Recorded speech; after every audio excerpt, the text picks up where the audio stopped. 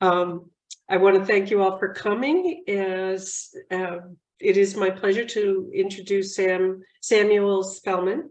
He's an art therapy student and artist currently working in Philadelphia, Pennsylvania. Originally from Milton, Delaware, Samuel received his BFA in psychology with a minor in art from Gordon College in Massachusetts. He's currently in his last year of study in the Master of Arts in Art Therapy and Counseling program at Drexel University in Philadelphia. In the summer of 2015, Samuel interned at the Carving Studio and Sculpture Center and participated in Sculptfest the following fall. From 2016 to 2019, he was a Peace Corps volunteer in Botswana, where he worked on HIV/AIDS capacity building at a primary school. During this time, Samuel was able to explore local techniques of pottery and clay processing.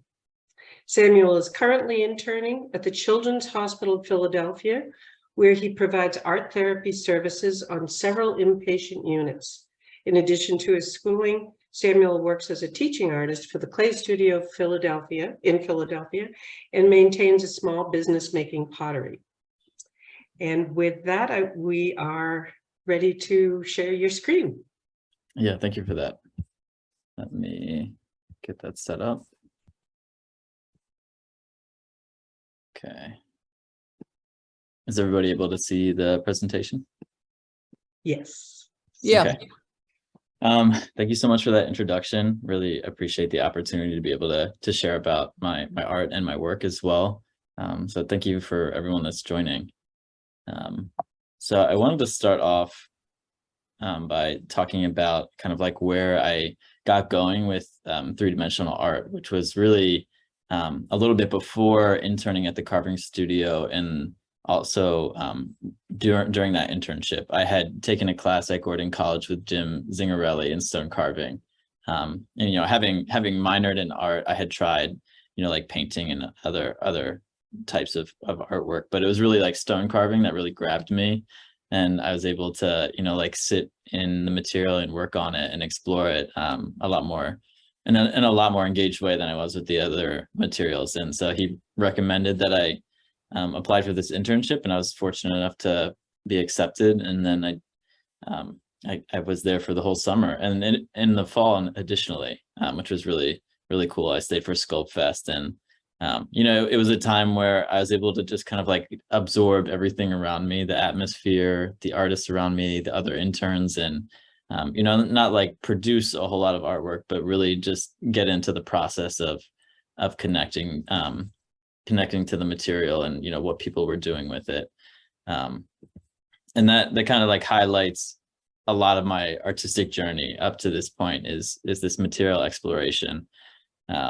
So yeah, on the left-hand side, I just have a couple pieces where, you know, I was just testing how far the marble could go, and, you know, what the polished finish would be like and what the texture was like. So I have this green marbled piece on the left, which is, I think, the local stone from the quarry at the Carving Studio. And then on the right, I have a Danby piece. And then on the right-hand image, I have my Sculptfest piece, which was 2 parts, and it was based off of this World War I diagnosis that patients would get when they didn't have a term for PTSD, which was undiagnosed or not yet diagnosed, and they just didn't know what to do with like the trauma that people experienced. And I kind of captured maybe a little bit of a sense of how other artists were responding to that war atmosphere at the time, which was people like Dali and, you know, surrealism in the movement. So I kind of like literally took the Dali elephants and tried to do something with them in stone. But, you know, it's just really just more exploration of this intersection between my psychological background and then the artwork itself. Yeah, before I go any farther, I forgot to mention that if anyone at any point has a question or a comment or anything like that, you know, feel free to interrupt. I'm totally okay to kind of like go with the flow and see what comes up for people in the moment. So after that summer, and I guess it wasn't until the following summer, I was accepted into the Peace Corps. And this was a challenging time for a lot of reasons. And one related to the presentation today is that I just didn't have access to the artwork that I had been doing beforehand. And I kind of had to like establish myself in this country of Botswana, in this little town in Lehututu, which was the Kalahari district, and start my life there. And eventually I was able to start thinking about like how I wanted to continue being an artist while I was there. And I had done a little bit of pottery with my through my mom back in Delaware. And she one day she had not been able to go to a workshop she wanted to, so I just decided to go, having not even touched clay in, I don't know, like a half a decade, and it just clicked for me. And so I kept doing it. And I definitely didn't consider myself a potter at this point, but it was something that I was interested in. And it was a local craft in Lehututu as well. And so I was able to build connections with a teacher at the school, and she took me around the village, and we talked to a lot of older women about how they and their mothers would use local supplies of clay to make things, like from cooking huts outside of houses to watering containers, or water containers for people to drink out of, that were more traditional. A lot of their grandmothers or great grandmothers would have been making this sorts of pots, but that information was passed down, and I was privy to kind of some of that information. And so I went out to the Lehututu salt pan, which I'll show you in the next image, and I like mined my own clay there and processed it in the spare room in my house, filtering out all of the rocks and the dirt and whatnot. And it just took me one step deeper into material exploration and discovering what are the qualities and characteristics of the things that people make craft and art out of. So yeah, eventually I was able to bring like wheels in from another older school. I worked at the primary school, and they just had like a mechanical wheel and a kick wheel at the junior school down the street they weren't using. And I was able to bring them over to my site, and there was a couple of students who were interested. And so for a couple months we did classes, and I was just able to bring other people into the process. It was really motivating. I was just out here like lugging raw clay around by myself for a while, not really sure where it was going. And then, having more motivation and reason to, stay in the art was really important for me. And I wanted to show you a little bit of that setting. So in the next image, this is a corner of the salt pan. And it's a little dark, but if you look towards the right, there's almost like a cliffside, and that was where they used to mine salt out of it. And that's also where people would have gotten clay from as well. So just in the corner, over there, I would, find that tacky material that would like ball up in your hand, and that would be the clay that I would use in classes and whatnot. Yeah, and this is just a little portion of the salt pan after rain. Which was always beautiful. It'd be like this big glass window on the floor of the desert. Yeah. And then I have also a little video of the town that a friend let me borrow their drone, and I flew it over. And so I thought it'd be cool for everyone to be able to see the setting. So here it is. I had to take the audio off just because I know this presentation is going to go on YouTube, and I didn't want any like copyright from the song that was over it initially. So it'll just be silent for now. Yeah, this is the school that I worked at. Kind of just another pan over of the village. The building on the left is the Kotla. It's like the council center where a lot of the governmental decisions are made, and then panning up to the salt pan itself, which was pretty huge. It was a couple of kilometers long, maybe like 3 or 4.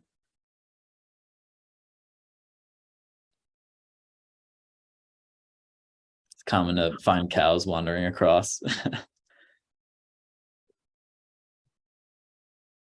So yeah, that's kind of like the environment I was working and living in. If you can imagine a place that is just about as small and remote as it gets, not a whole lot else around, but I was still able to kind of like be vibrant with the art process. oops, I'm playing again. So I spent my first 2 years in Lehututu, and then in my third year, I was accepted to extend, and I moved to the capital city. And from there, I met this artist just at a show named Emmanuel, and he is a local potter and artist. And he had a business called Art Discovery and Ceramics in a local town called Kopong. And he really was a mentor to me for like the last year of my time in Botswana. He was someone who had so much experience. You can see some of the work he's made, both sculpturally and functionally, just very technically proficient and excited and enthusiastic about the work he was doing. And he was in a similar situation for longer than I was, being someone kind of like out on his own doing this craft, and just a lot of motivation and enthusiasm for what he was doing. And so I definitely fed off that, and I would spend my weekends there practicing with him. And he basically would give me the studio. He loved having somebody else around to chat about what it was like to make pottery. And we would talk local techniques as well, that I didn't quite have the teacher for when I was in Lehututu. And I definitely integrate some of those aspects into my artwork. But I think during this time, I was careful to make sure what I was doing was inspired by my own interests and ideas, rather than kind of like just taking traditional art from Botswana and calling it my own. So a lot of it was applying like techniques for processing clay, or creating ways of creating shapes that I wanted to, based off this knowledge. And I was able to achieve, I feel like, a lot during that time, and grow significantly. So he's someone I still keep in touch with to this day. He would love to come out to the States and work again, and I think that'd be really cool. But I wanted to share a little bit of video that the same friend who gave me the drone, he came out and he filmed for Philly.com for a little while, and he took some B-roll of Kopong and then and Manuel's little studio.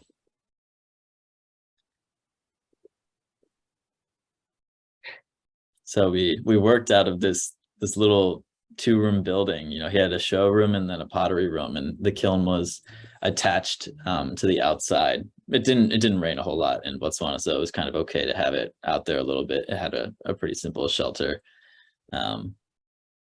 But yeah, this was just working in a studio, and it became like the place I had to be on the weekend. If I was stuck at home, I felt like I was idle, and I needed to get back into the artwork. And you can see a bunch of the stuff that was in process on the left-hand side as well.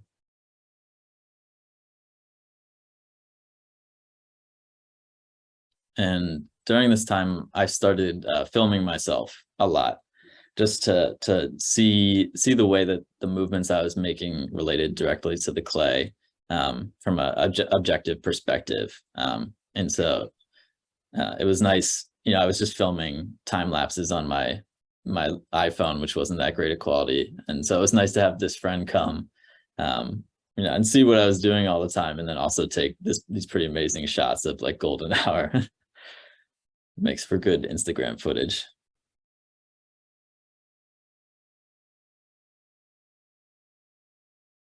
And I think something that I was beginning to realize at this time was, like thinking more about how I was relating to the material while I was making it, because clay can be really temperamental.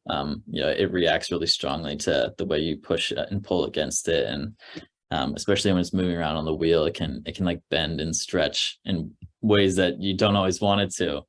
And so in that way, there's definitely like a dialogue that happens. And it wasn't until I came into the art therapy program and that I really developed language for talking about what materials do and why we experience different things about them. And one of the things that we learn in our modality as art therapy, expressive therapy, is, as you see in the title, it kind of is more encompassing of all of the arts, whether that be like visual or theater or music. And I specifically work in visual art therapy.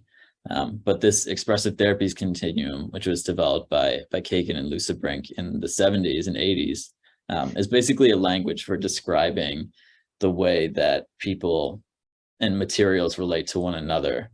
So, it's conceived from a perspective of like human development and information processing with these different components. And it starts at the bottom with kinesthetic. And I won't go through all of the definitions, but maybe just to briefly share one of them. Kinesthetic is really like the most basic level of expression, which is all about bodily movement, rhythms, and actions, and a tendency. The tendency can be for regression if you think about, a small child who might pick up a block of clay and then kind of just like hit it repeatedly without actually creating anything. But the kinesthetic component was so important for me when I was filming myself doing pottery and looking at the different hand shapes I was making and the different motions and pulls I was using. And so I've been able to reflect these concepts back into my own artwork, but then also, working with clients, thinking about the materials that I'm using with them is so important, especially in the children's hospital setting. Where kids are often, have lots of tubing and IVs in place on different parts of their body. And so thinking about ways to make them comfortable and successful in art making in this really restrictive, painful setting is important. And sometimes like I'll choose a material that is more fluid, and if someone has less mobility, and I'll think about maybe the sensory component, which is more about information processing through visual and like auditory sounds. And so watercolor can be really good for that. And I might choose a directive based on watercolor to fit the patient's need, and to be able to provide that normalizing experience for them in the hospital, and to be able to experience success and control, with the choices they make as they're creating the artwork. But yeah, the expressive therapies continuum is so influential to the way I think about describing my own artwork and why I do it, and then also how I apply my art therapy practice and the different materials that are chosen. And so a way that in class that we practice the expressive therapies continuum is this art piece called an El Duende, which is generally a process painting. And it's sequential, and it's about layers of material going on each other as you transition through the different components of the expressive therapies continuum. So maybe on the first day, we would focus on the kinesthetic and, what kind of movements is the body making, and then, the components relate to one another, and they guide them, like the artist, through each one. So I didn't do mine with painting. I'm a potter, so I did mine with clay, and I have a video kind of showing my El Duende process. And I think I did a good job. My professor says that she uses this example for future, like all of her future classes, which is a big boost for me. Yeah. So in this one, I'm definitely thinking about the kinesthetic, those simple movements of my body, especially as I'm wedging the clay. And it's interesting how the expressive therapy continuum fits into, something that would be considered like a craft process, but the engagement with the material is the important part. And it's less about, when you come at it from an art therapy perspective, it's less about how you get to the end result and more about what your interaction with the material is as you're going through creating the piece. So even though like right now I have an idea of what is going to come from it, the emphasis is on how I'm getting there rather than what it will ultimately look like. So yeah, I think I used this portion as the sensory, having my hands on the clay as it's moving, feeling the density of the material and how it's trimming away. And then I have this shard pit outside my parents' house for all the pots that weren't good for selling in the shop. And so I went out and I pulled a bunch of them and put it on. And I think this was for the perceptual. And the perceptual is more about like the gut reaction, emotional reaction that people have to the artwork. Does that white stuff just slip? Yeah, it was my reclaim, just my porcelain reclaim. Okay. Yeah.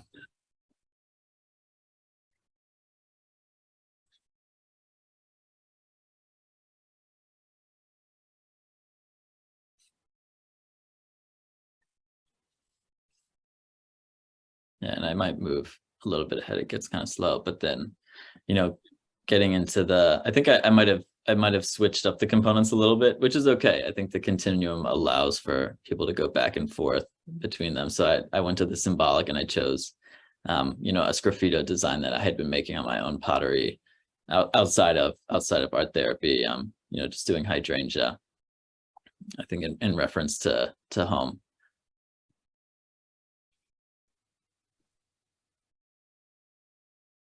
Oh yeah, and then loading it into the kiln. I think the kiln firing is a great example of the cognitive process, which is all about logical thought and problem solving. And it's definitely one of the most technical parts of making pottery. Like setting up a program that's appropriate for the wares, and then following through, and sometimes the firing leaves the pots with unexpected results or cracks or different imperfections, especially in the glazing process for anyone who's done pottery. So thinking through those things is very reflective of that component of the ETC.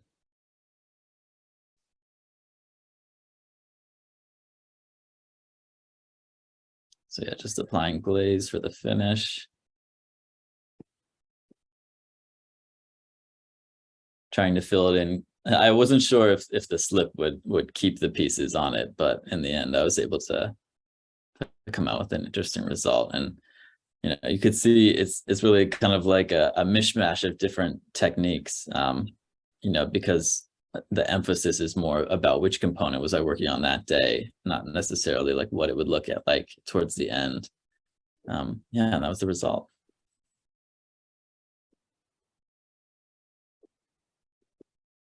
So something about art therapy I wanted to share is through my education has been the emphasis on reflective work, whether that is through the classes we've been learning or through in-person experiences, whether that's practicum or internship. And so one of the pieces I made was in response to the trauma approaches class. And we were reading this book called The Body Keeps the Score by an author called Vander Kolk, who is a psychologist that does a lot of work related to trauma.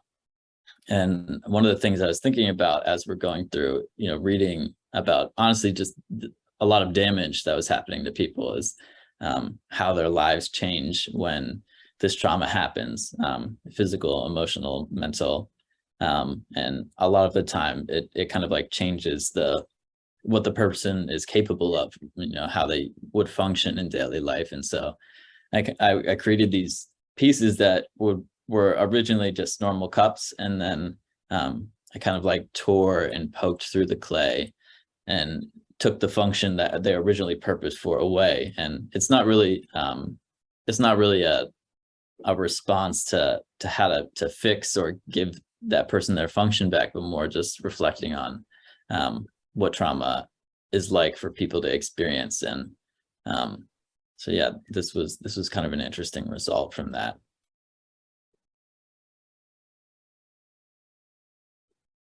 Here are a couple other reflections. The one on the left was from my group supervision, and this piece was based on a prompt given by my professor, and he said to consider like the most important things that happened to us from 18 to now. We did all the age ranges of life, and I think the one that really resonated best with me was 18 to now. I think partly because I was able to conceptualize what my life had been like during that time period a bit better than when I was younger.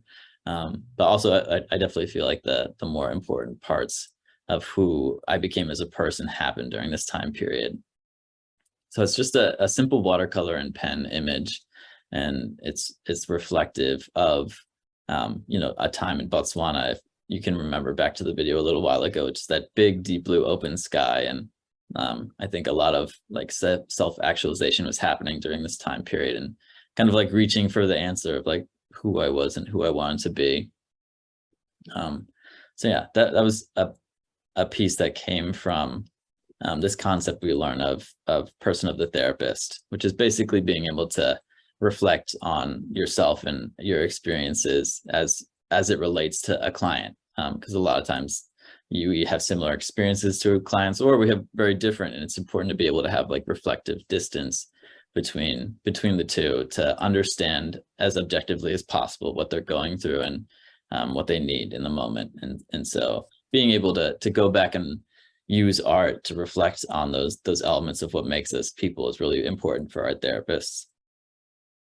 And then the third one I'm sharing is a reflection that I made in the moment with a client. It was during an adolescent group, and this was a group where it was just one other patient and I. So it turned into an individual almost, but that was just the general setting. And this was a 15-year-old who had just learned that they were diagnosed with HIV like the day before. So a really life-changing moment for them. And I was getting the sense as we were going through the session, not really thinking about how the artwork was relating to what was happening, but this sense of someone who was having their life change really quickly, and their relationships were changing really fast because of it, and in a lot of ways getting pushed back and forth. And I think the motions I was painting kind of reflected that. After the fact, I made that connection together, and I applied these thorns because it felt similar to me, to this person's diagnosis. So it's just an example of how artwork can help us as art therapists reflect on sessions with clients that can be really difficult. And we're always thinking about theming the conversations that we have with people to find the most salient point that was brought up. And art can be a way to really make that concise. It's not always necessary, but sometimes it can be helpful, especially when a lot of information comes up in sessions.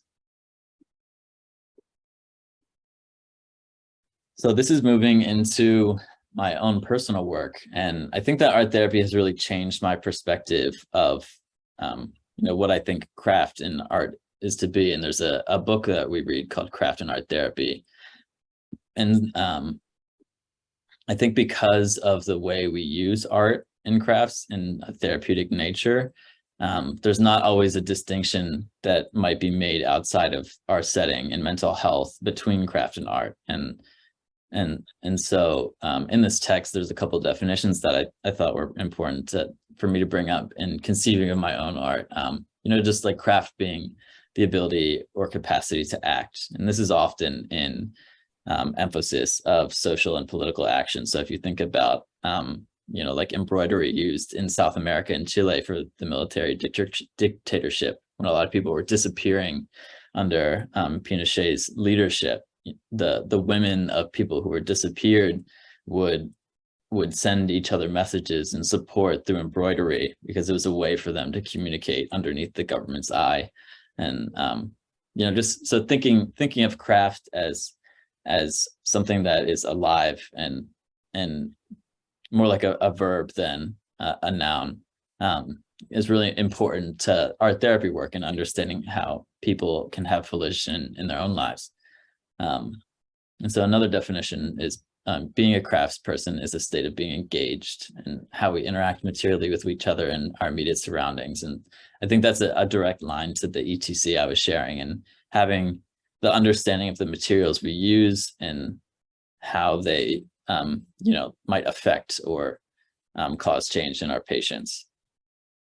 And then lastly, just it is within the creative process that we make connections to ourselves, to others, to our understanding of the world around us. And I think that is also a reflection of the ETC, just that self-awareness of, who we are as a person, who we are in our body, and how art helps us reach outside of it and within to understand who we are.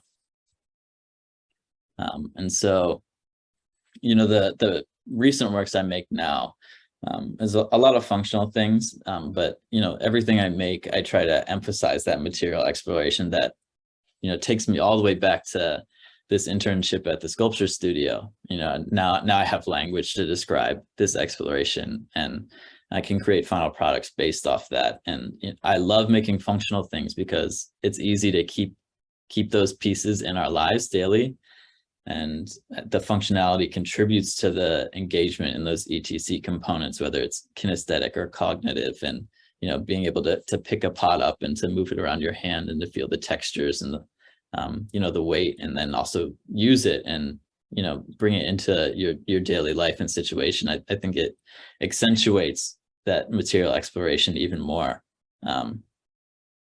So yeah, I think I definitely pull inspiration from like local things around me, whether it's the flowers in my mom's garden. You can see the middle teapot. That year we just had a couple unbloomed hydrangeas, and I just thought, as I would walk the dogs around the yard, this was in the middle of the pandemic, so flowers were much more interesting at that point. Just interesting to see those collections of little puffballs that didn't happen to make it to be flowers, and then translating them onto the pot, just as a reflection of the home life I was at. And just simple, beautiful inspirations are really important. And actually the technique sgraffito that I was applying, all that blue porcelain is painted on and then carved back, was something I had begun to learn when I was in Botswana working with Emmanuel, because during that time, we were in Botswana, there wasn't really a lot of access to different glazes and materials, and if they were really expensive, and so we couldn't afford them. But I had two different clay bodies. I had an earthenware and I had a stoneware, and one was white and one was red, and so I did a lot of sgraffito decoration on the pots that I had with him, and I brought that back with me to the States. And I would draw like really simple outlines after taking pictures of things in nature around me, and then find ways to incorporate the design onto my pots.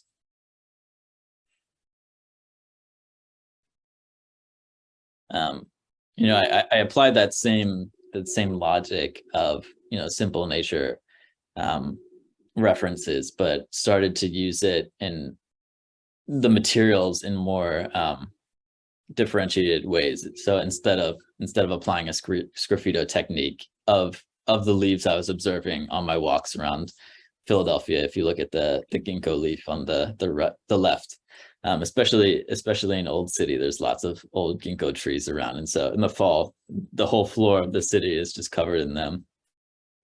But taking those simple images and then decorating them just in glaze, and then allowing this really stark contrast between the raw clay underneath and the color that brings against the smooth, colorful texture of the glaze. And just again emphasizing this idea that the pot is meant to be picked up and held and moved around and live in this three-dimensional space that we do as well, which is something I just really love about three-dimensional art, is that it occupies space in our lives, and it's not something you put to the side.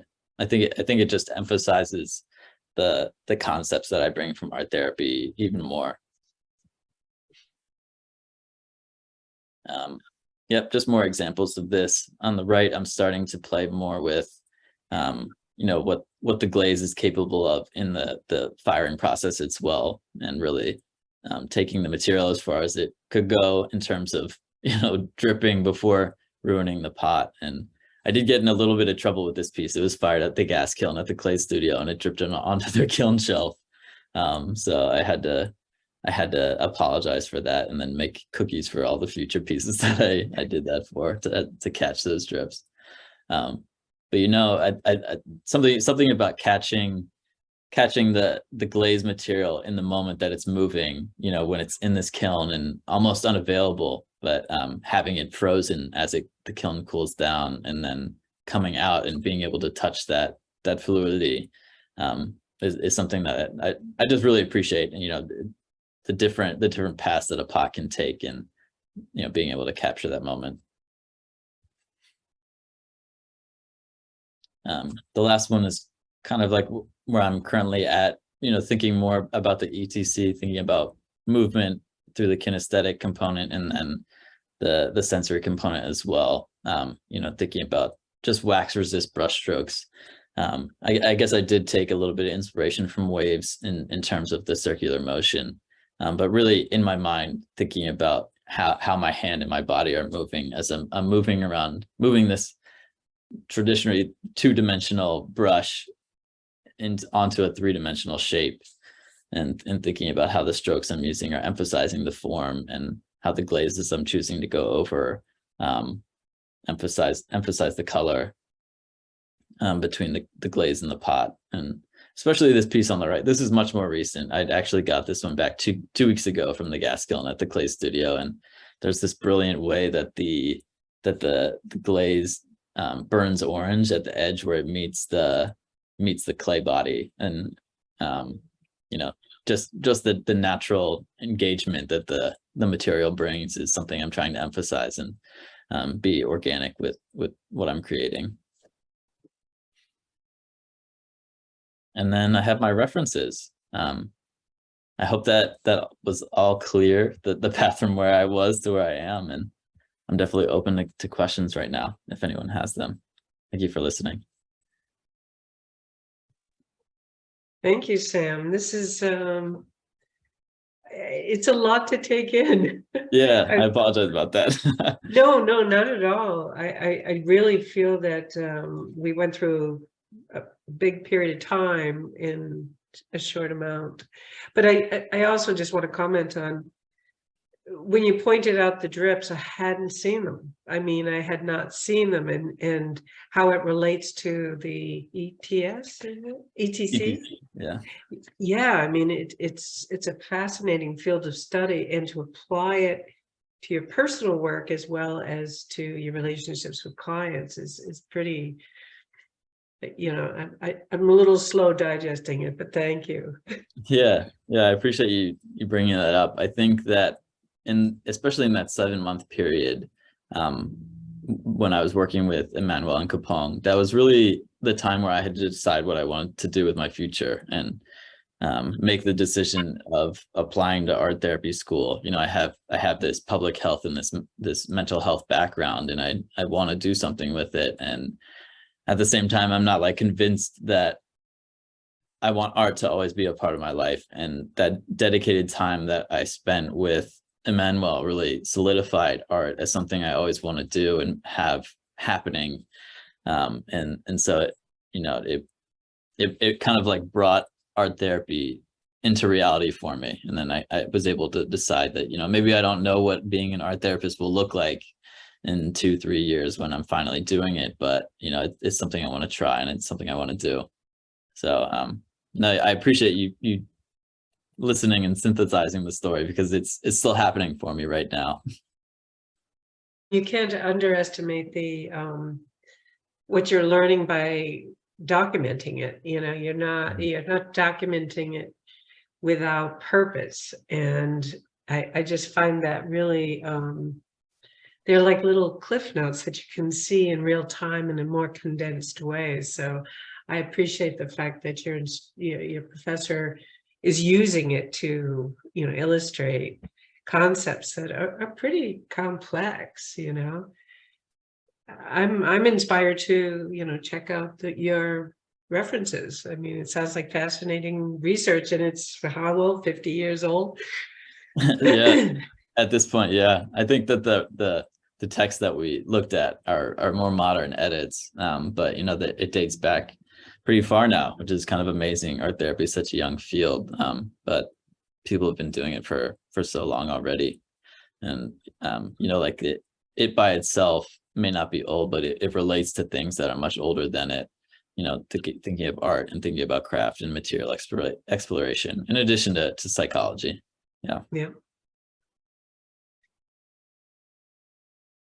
But yeah, both of those texts are I don't know if they're great reads, but they're really informative, and they definitely have influenced my worldview a lot. I'm just wondering where you see your personal work going, particularly as you have more work experience as an art therapist. Yeah, I think one of the challenge ever ongoing challenges is space. And yes, I can put the references up again. Is finding the space and the time to do the different things I would like to do. And so you know, right now I'm able to, you know, have a kiln, access to a kiln in a studio, and focus on my pottery and develop it that way. But I would love to return to stone at one point, and I think that requires a different kind of space than I have access to right now. But you know, I want to continue material exploration and you know, see what I can gain from that. I think I've really deep dived into pottery, and I know it's something I love and I want to keep doing and keep changing. And it's just a matter of where I end up in the future. You know, and I think that's something that art therapists struggle with a lot, is that the environments that we work with don't always lend themselves to a lot of you know, material exploration. And so being someone who's interested in clay kind of makes me unique, because it's hard, it's intensive technically to have all of those things in a therapy space. And so people tend to stick with things like drawing and painting more often. So yeah, it's just a matter of where the future takes me, but I'm open to a lot.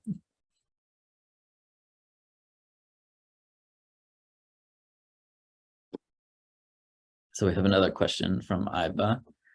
The pieces look delicate, and I was wondering if and in what ways the delicacy and maybe fragility of this medium play into your art therapy practice, and how you think about the medium as an analogy for experience and resilience. Yeah, that's a really good question. I think that a lot of times when I am going to, you know, like sell or share my work, that fragility comes into question. And you know, just the fact that they are kind of like, especially the porcelain pieces are lighter and more delicate. But I think that from my own experience, it's important to have handmade things around me in my daily life a lot. And this goes back, you know, to like the Industrial Revolution, where the things we use that might have been made by a craftsperson or an artist for daily life became you know, like created in mass by cheaper and cheaper materials. And that's kind of like the standard that a lot of people live by. And you know, I think it's important to have something delicate even in your daily life that I can practice using in that way, and you know, using it with considerate, what am I trying to say, using it considerately, and treating it with respect. And you know, that I think that treatment is a reflection of how we treat ourselves as well. You know, like, do you sit down and take time to enjoy your tea in the morning and really allow it to like nourish and relax you? And that's just a simple example, but I think that idea can be applied. And so when I think about the delicacy and fragility, I try not to be afraid of it, especially when I share with other people, and I say, if they break it, that there's always opportunity for me to make another one. And I think that continues the process as well. And I think in terms of art therapy, you know, when people are creating, one of the wonderful things about using clay is that it is renewable, in the sense that you can mash it up and reclaim it and start again. And so the art that is made doesn't need to be like perfect and permanent. It can be something that's ongoing, and that can be really rejuvenative for people who need you know, a second chance to do things, for, you know, whatever reason they have, and whatever mental health struggle they have going on. I think clay itself is really forgiving that way. Yeah. I keep thinking about you also have other techniques in metal and stone, and you know, clearly this is, you know, something that's actually in demand. And do you reflect on how the material, like the clay you have put so much time into? And well, I guess there's two questions here. One is that you're really dealing with difficult subject matter and working with people that may not be even with us for a very long time. And so there's this moment that has to be captured and responded to, and just that dialogue that has to happen, and the leadership that you require must be take a lot out of your emotional self, I think.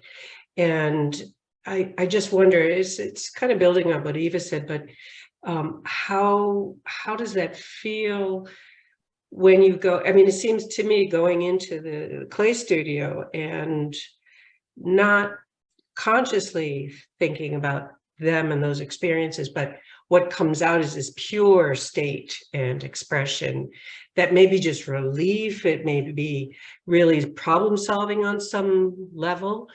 So it seems, at least at this moment, from this perspective of hearing your experiences, that you've got balance. It just seems like there's balance, and it would be interesting to see how you incorporate other materials. I mean, you're already drawing and doing lots of other things, but maybe how would that change the way you perform art therapy by using materials that they can't necessarily have access to, but how does that change you in the way you treat clients? Yeah, I think that's an excellent question, and it's something that would definitely come up in supervision for art therapists, and talking amongst themselves about how they're handling cases on their own. And it just makes me think about how slow working with stone was, and how methodical somebody has to be in planning it out, and then engaging with the material in this very almost endurance-based process of slowly chipping away to find the form underneath. And I think that could definitely influence, if that's something I had access to regularly, that would definitely influence like the pacing of my problem solving, and maybe kind of like deepen my thought and ideas. Because I think that is something that happens even when I'm doing pottery. It's something that's really active, and it brings you back into your own body, and you start to pay attention to the movements you're making. And that, honestly, it's almost like going running for the runners in the in the chat.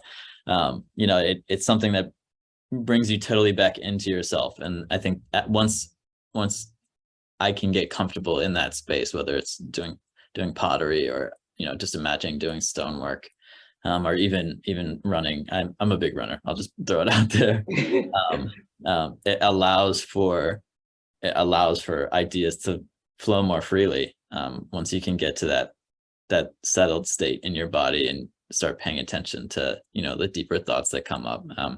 It's kind of something that I can't really describe too well. It's more of the experience that I've had. But I think that, yeah, doing something with stone would probably be great for those difficult cases, especially with people that I might work with over a longer term, just processing the things that they've said, and having the reflective time to do that as I'm working through the material. Mm-hmm. Does that kind of like, is that sufficient? Yeah, no, it's just a response to what I'm hearing and seeing, and trying to figure out when it sounds like you just don't stop growing in the process, and constantly being met with new challenges, whether you initiate them or your clients introduce you to levels that you just can't imagine. But I also think about what you said, supervision. I mean, this is a network of support among peers that you require, right? Or you, yeah. Yeah, definitely. It's not something that I would want to go out on my own. And to even be a registered art therapist or a licensed profession in counseling, it's illegal to not have supervision. So they definitely integrate it into the licensing process, and it just emphasizes the need for it. I think it's more than just a requirement. It's something that we learn is incredibly beneficial to do communally, even if we're not all working on the same client. And that's something that I really love about working at the Children's Hospital right now, is that I am not alone in working with a client. And an example I have is that I had someone come into a group who was on the autism spectrum, and usually was able to verbalize. And in the past 2 weeks, I think they had a death in their family and they hadn't been eating well, and they wouldn't even talk to their mom. And so I'm meeting this person for the first time and wondering, how on earth am I gonna help this kid start talking again? And the steps that it takes to understand his situation and apply treatment to bring him to that place. And then being able to step back and realize that there's an entire treatment team in the hospital of nurses and doctors and behavioral analysts and psychologists, and it's not something that I have to do on my own. And it's the same even just in art therapy itself, that there are people around that have experience and ideas, and it's necessary because clients bring a lot of random things to session, and it can be really hard to theme them together.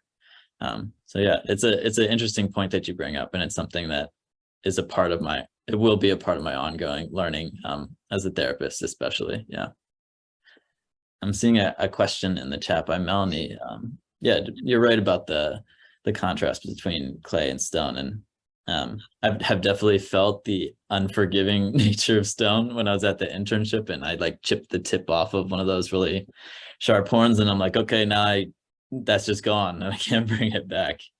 But I think in thinking about how the art making process can be important to reflecting on work as a therapist, working in stone would make me much more considerate of each move that I'm making and paying more attention to each like hammer fall or every piece that I chisel off. That's just how I'm imagining. And then yeah, I think if something goes wrong, it's a lesson in acceptance and forgiveness of the moment.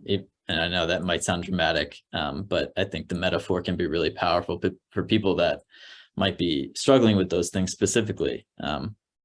So yeah, I think that even though clay is really different, it lends itself to its own unique interpretations and metaphors for people's lives. Eva has another question. They're curious about a typical ceramic studio session looks like for me, and then how much play versus planning happens and how I break my time up.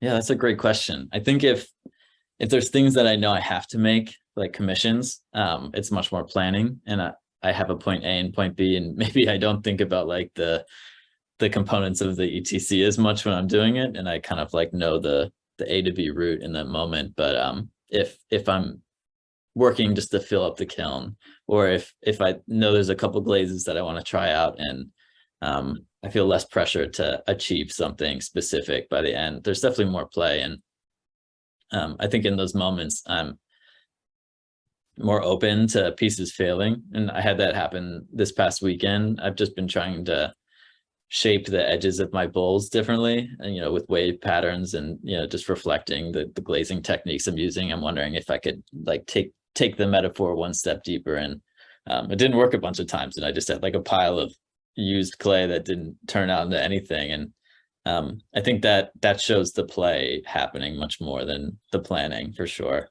But yeah, it's just a matter of I feel like what's required of my ceramics in the moment.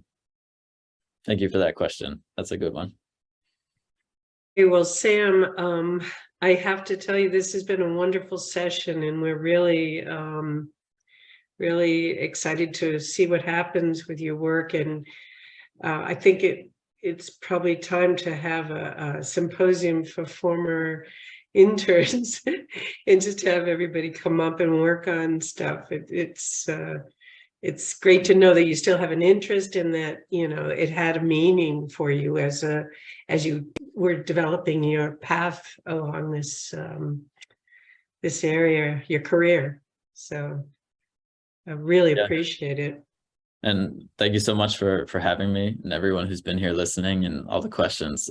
It's not always that I get to bring together everything that I've learned and experienced, and to have a whole hour where people sit down and listen is really special for me. So thank you so much for everyone who joined, and Thank you, Carol and Olivia, for holding the space, and a huge thank you to the carving studio. It really got my artistic journey started, and I think it has for a lot of people, and that's why people keep coming back. So yeah, thank you all so much.